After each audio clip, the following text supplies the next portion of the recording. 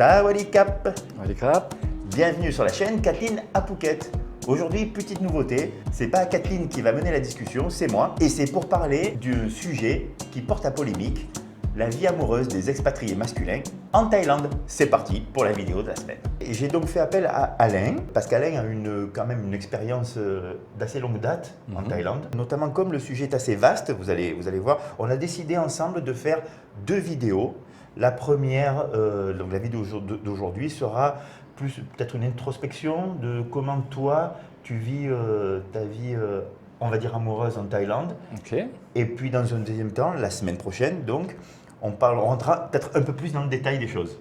Donc Alain, pour commencer, d'abord, on veut savoir, donc tu es arrivé il y a combien de temps ici? J'entame ma 17e année. 17e année, ça fait très longtemps. Tu es célibataire, tu es marié, qu'est-ce qui se passe là? Aujourd'hui, je suis célibataire. Bon, il est célibataire les filles. Donc tu es célibataire. Tu as toujours été célibataire ici? Non, ou... non, j'ai eu plusieurs compagnes, on pourrait dire 3 principalement. Ah d'accord. Des relations qui ont duré. Qui ont duré sur... Okay, voilà, ouais. qui ont marqué. Et avant de venir, donc en France, tu as eu des copines ou tu étais quelqu'un qui n'avait pas de petite amie, tu étais plutôt célibataire ou tu étais marié, je ne sais pas.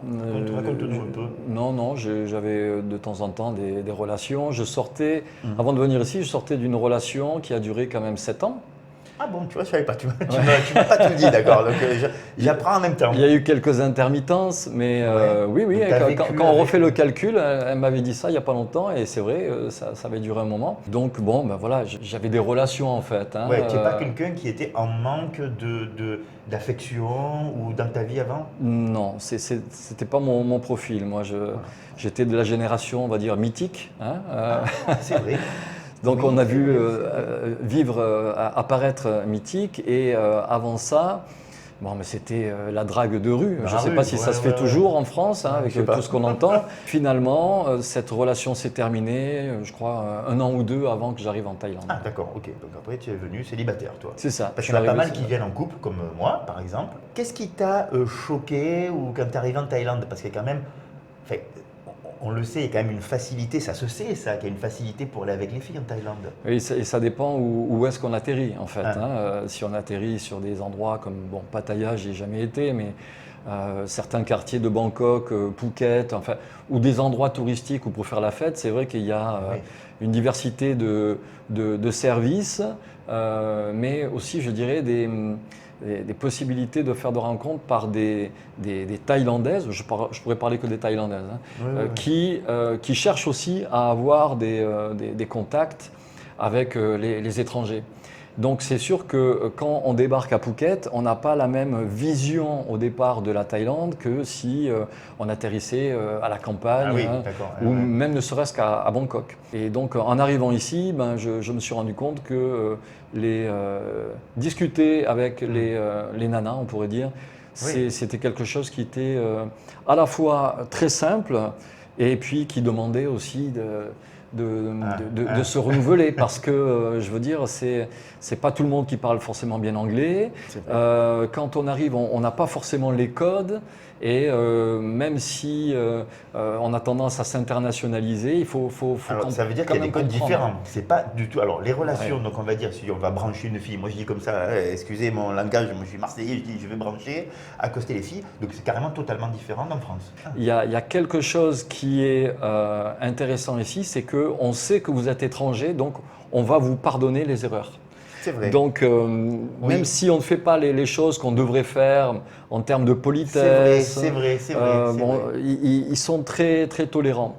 Mais d'une manière générale, on sent tout de suite si la personne est réceptive ou pas. C'est-à-dire qu'il y a tout de même très peu de Thaïlandaises qui sont ouvertes aux étrangers.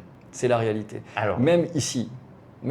Alors, dans quel sens tu veux dire ouverte aux étrangers? C'est-à-dire prête à partager leur vie avec eux ou alors juste aller un soir Les deux. Bon Les deux. Ah ouais, tu vois, oui, tout à fait. En fait, le sujet est tellement vaste, je ne sais pas comment le découper. Mais déjà, ça t'a choqué. Tu te dis, tu croyais que ça allait être plus facile peut-être? Non, moi je m'attendais à rien. Hein. J'avais un ami qui m'a fait venir ici, il était déjà en place avec sa famille. Et donc ça a été plus facile pour moi, vu que j'arrivais déjà avec un ami qui avait une relation avec une Thaïlandaise, avec ses enfants. Donc ça m'a permis tout de suite de discuter avec les gens et d'être un peu guidé sur ce que je peux faire ou ne pas faire. Mais Tout à fait. il faut se reprojeter 16-17 ans en avant. En arrière, c'est pas le même Phuket. En tout cas, pour moi, ça a été, on va dire, très simple. Parce que j'aime discuter avec tout le monde, j'ai une communication facile et surtout j'aime comprendre les gens. J'aime comprendre les gens, j'aime m'intéresser, j'aime poser des questions et c'est là qu'on peut comprendre rapidement qu'il y a des sujets qui intéressent chez nous ou à l'époque intéressaient chez nous qui ici n'intéressent pas. Donc à partir du moment où on est très poli, qu'on se présente, qu'on fait un compliment direct ou indirect et que l'on parle de ce qu'on fait, la conversation peut tout de suite s'engager. Par exemple, pour les gens qui auraient envie de draguer ouvertement, il suffit le sujet là. D'accord, il suffit d'aller dans un shopping mall pour... Alors c'est quoi un shopping mall? Un shopping mall, c'est un grand centre commercial. Voilà. Si on va dans un shopping mall, on sent tout de suite qui nous regarde ou pas. Voyez ? C'est la différence entre les gens qui ont l'habitude d'aller dans un bar, dans un quartier, où là forcément ils s'attendent à ce que les serveuses soient attentionnées, les regardent et soient sympas et sont payés pour discuter. C'est tout à fait différent de je commence à discuter avec quelqu'un qui parle peut-être pas très bien anglais ou au contraire extrêmement bien et qui qu'est-ce qu'il me veut lui, voilà. Et toi donc quand tu es arrivé, tu m'as dit que il y avait cet ami qui t'a un peu montré les codes. C'est ça. Mais donc tu te rappelles de tout, c'est ça? Je me rappelle, oui, de tout. Alors raconte-nous si tu veux bien peut-être. C'est magnifique. Comment ça s'est passé ta première, on va dire relation. La première fois que je suis venu, je suis resté 10 jours. C'était en été. Oui, c'était court en effet. Oui, et effectivement, ils avaient une amie. Je suis tombé amoureux d'elle. En fait, en 10 jours, tu es tombé amoureux? Ah ouais. Ah d'accord. En fait, en général, on dit ne faites pas ça, mais toi tu es tombé. Non, mais c'est le panneau. Quand tu viens ici et que tu n'as pas été briefé, moi je suis quelqu'un qui pratiquait le zen, qui idéalisait l'Asie. Je pensais que toute l'Asie c'était le Japon. Vous voyez, donc la cérémonie de l'encens, du thé, donc c'est pas du tout ça. Voilà. Je ne savais pas trop à quoi m'attendre et je me suis rendu compte rapidement qu'avec un scooter, un short, un t-shirt et un peu quelques euros en poche, il y avait une liberté qui était différente. Je veux dire, encore aujourd'hui, moi j'ai pas de voiture, j'ai qu'une moto. L'ami de mon ami. Je l'ai trouvée craquante en fait.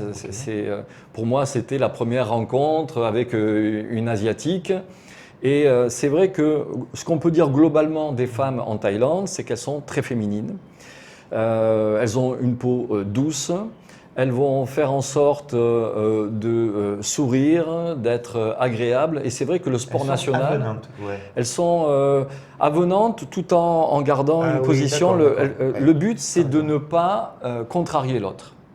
Oui, mais même les hommes, on va dire. Ça ne veut pas dire qu'elles ne savent pas dire non.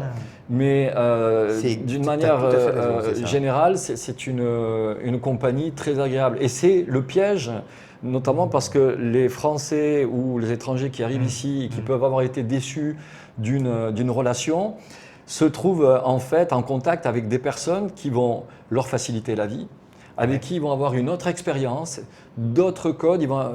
On est un petit peu perdu et on a l'impression que tout est simple en fait au départ. Donc c'est très facile de tomber amoureux et on pourrait même dire que en fait les Farangs ici ne connaissent pas l'histoire des castes. Ils ne respectent pas les castes. Ce qui veut dire que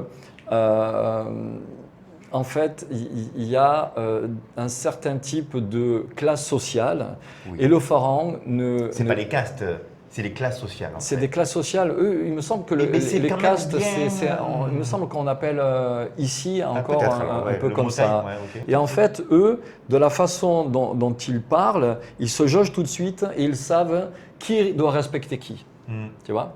Et ça se voit en fait à la façon dont on salue. Donc quand il y a des Français très bienveillants, avec cette image positive du bouddhisme, qui rentrent dans un restaurant et qui tout de suite font un sawadee krap alors que la serveuse n'a rien fait, c'est une erreur. Mais comme tu disais tout à l'heure, elle le pardonne.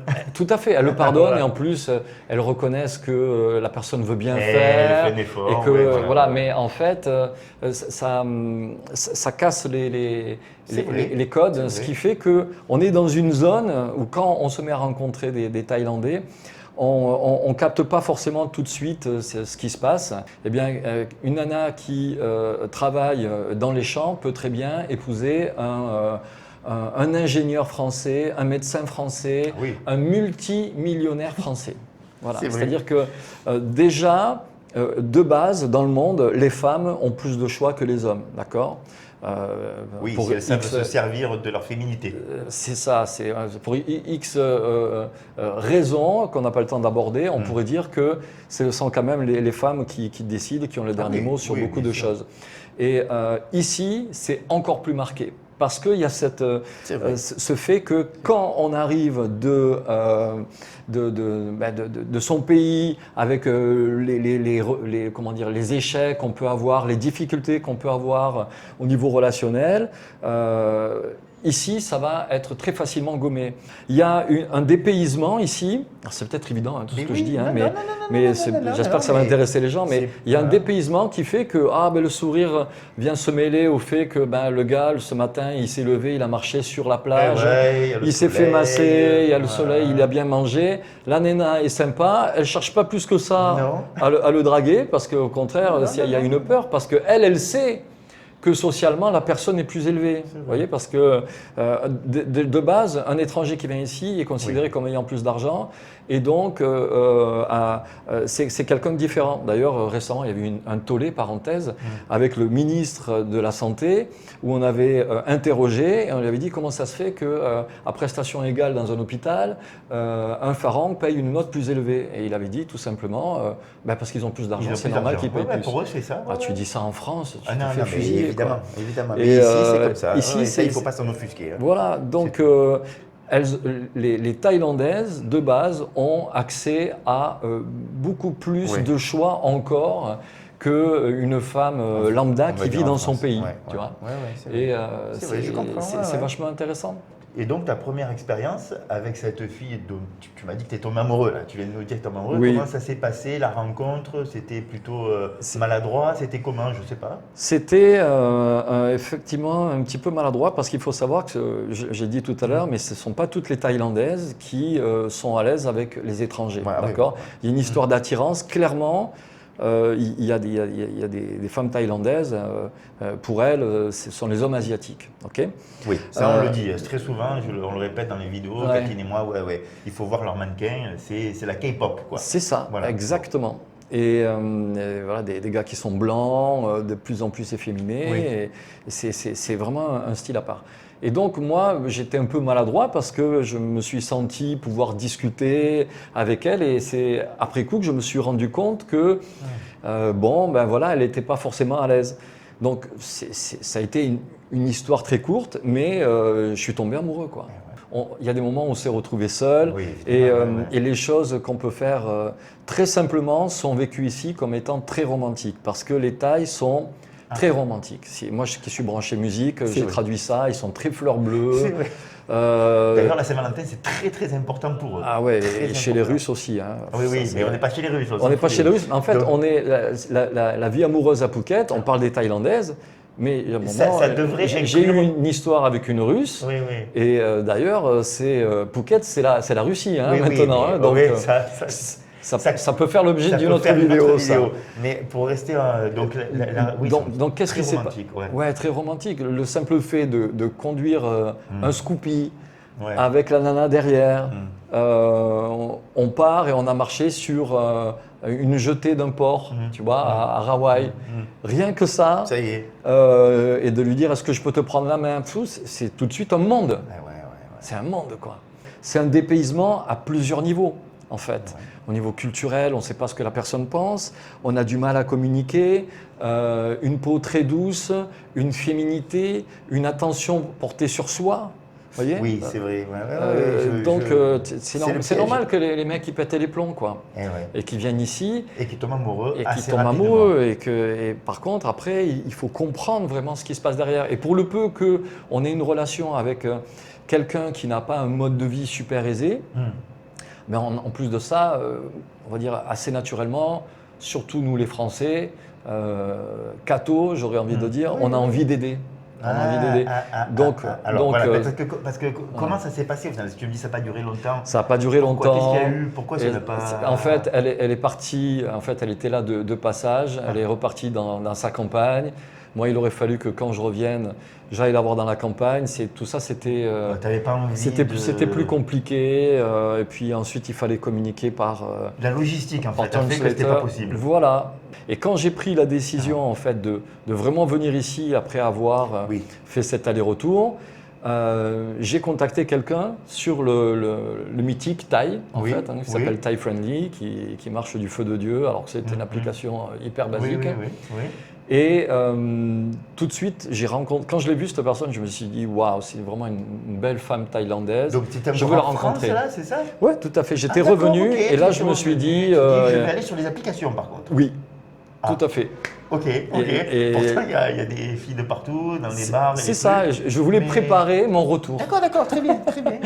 Je voulais préparer le retour et je me suis dit, bon, voilà, je travaille n'importe où. Tu vois, j'étais déjà, moi, organisé en nomade worker. Et on se parle. Et, il y en avait plusieurs qui te parlaient, j'imagine. Oui. Et à cette époque, c'était pas comme maintenant. C'est-à-dire qu'à cette époque, il y avait encore plus de choix et de personnes qui voulaient rencontrer pour des relations, durables. Aujourd'hui, le net est envahi de services. Ça, c'est la prochaine vidéo. Voilà. Ça, c'est pour la semaine prochaine. Mais en tout cas, d'abord, là, c'est sur toi. Et donc, tu as vu cette fille. Oui, tout à fait, qui s'appelle Fawn. Et on a décidé de se rencontrer. Dès que je l'ai vue, je me suis dit, il y a un truc qui me dérange parce que moi je suis très sensible aux énergies, tout ça. Et j'ai senti tout de suite que ça allait être compliqué. Juste quand elle est arrivée.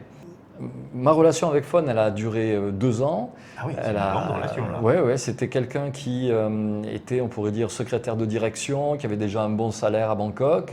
Et qui avait elle aussi envie de changer de vie. Et je pense que ces personnes sont attirées par les étrangers pour faire la même chose que moi, en fait, finalement. C'est-à-dire, c'est des gens qui sont ouverts à changer de vie, à d'autres cultures, même s'il y a le volet aussi social et financier qui rentre en compte. Voilà, c'est ça quand même. Pour une partie des gens. Et oui. Et oui, c'est-à-dire qu'il y a aussi des Thaïlandaises qui peuvent avoir été déçues de leur relation avec les Thaïs, et il y en a beaucoup qui ne veulent absolument plus jamais être en relation avec des Thaïlandais. Ça ne veut pas dire que les Thaïlandais ne conviennent pas, mais c'est leur relation, une fois, 2 fois, qui a fait qu'elles se sont dit apparemment il y a un schéma là, donc je vais essayer autre chose. Et les Farangs peuvent avoir cette réputation que si on a un enfant avec eux, eh bien, ils ne vont pas laisser tomber, ils vont s'occuper de l'enfant. Ce sont des gens qui vont prendre soin de moi. Il y aura ce côté romantique, il y aura ce côté… et puis même financier aussi. Il va s'occuper de moi. Et puis comme je bosse, et que lui, peut-être, s'il ne bosse pas, qu'il veut voyager, ça va le gonfler que je ne puisse pas partir avec lui en vacances. Donc finalement, si je ne suis pas attaché à 200% à mon job, eh bien, il va me sponsoriser, dans le sens où je reste avec tous mes besoins, cotiser pour ma retraite et tout ce que je donne à la famille, il va le prendre en charge. Et ça, c'est tout à fait OK, je comprends parfaitement, parce qu'il y a des gens qui ont envie d'avoir la grande vie ici. Toi, tu le comprends, mais il y a des hommes qui ne comprennent pas ça dans le sens où ils croient que la fille, elle est vraiment amoureuse de moi. Et tu vois, c'est ça. Là, dans ce que tu me dis, tu comprends qu'il y a un peu du donnant-donnant. tu as sa jeunesse, sa beauté, parce qu'en général, elles sont plus jeunes, en général, bon, pas tout le temps, mais en général, elles sont plus jeunes.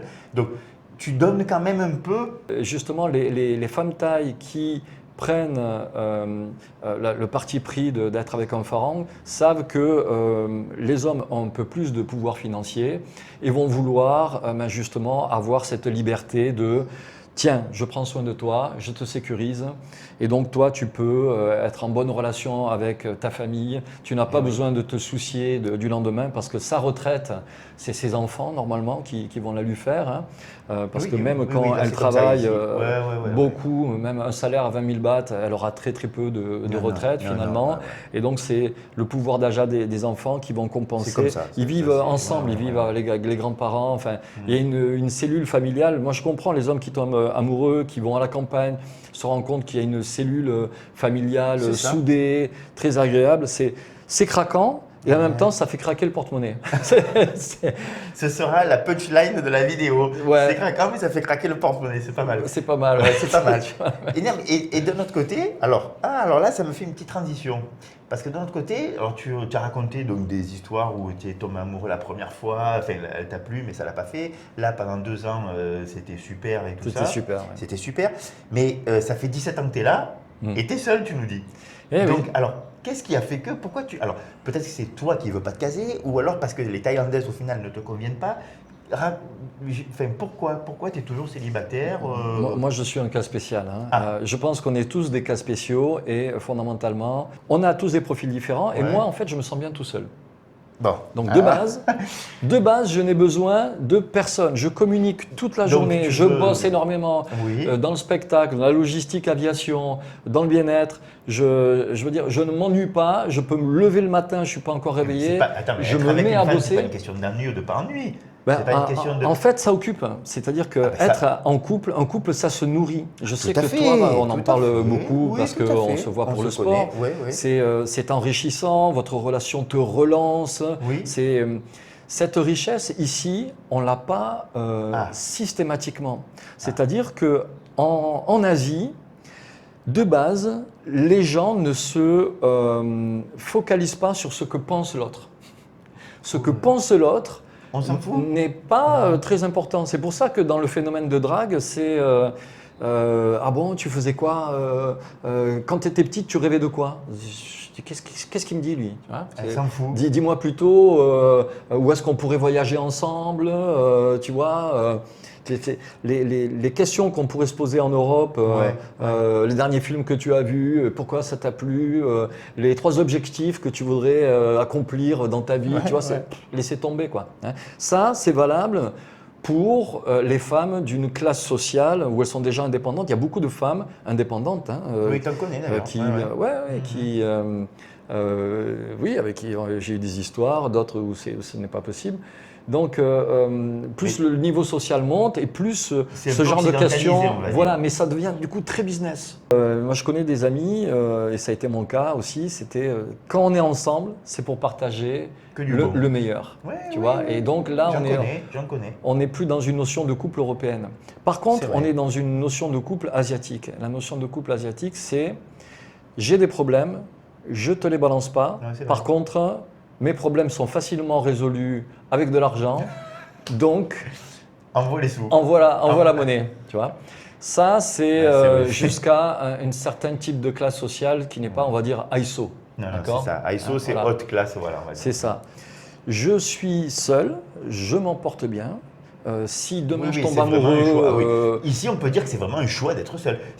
Parce que c'est beaucoup plus facile d'être accompagné que d'être seul ici. C'est ça. On est d'accord, hein. Ici, un pharaon qui est obèse, et on en connaît, c'est-à-dire quelqu'un qui s'entretient pas physiquement, mais qui prend soin de la nana, peut dégoter un petit canon taille ou russe qui, elle, va se dire, moi, le plus important, c'est d'avoir un mec comme ça qui va m'apporter ce que je veux.